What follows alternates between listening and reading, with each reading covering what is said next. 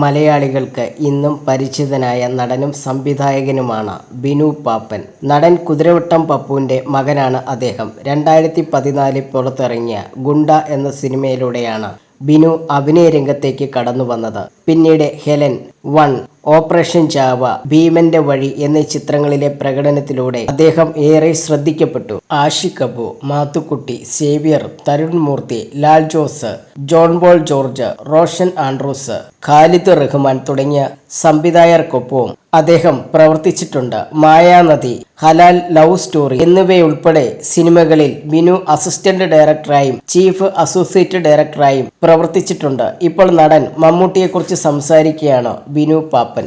Red എഫ്എമ്മിനോട് സംസാരിക്കുകയായിരുന്നു ബിനു പാപ്പൻ. മമ്മൂക്കയുടെ കൂടെ ഞാൻ വർക്ക് ചെയ്തിട്ടുണ്ട്. മമ്മൂക്ക കണ്ടാൽ താൻ എന്താടാ ഇവിടെ എന്ന് ചോദിക്കുക.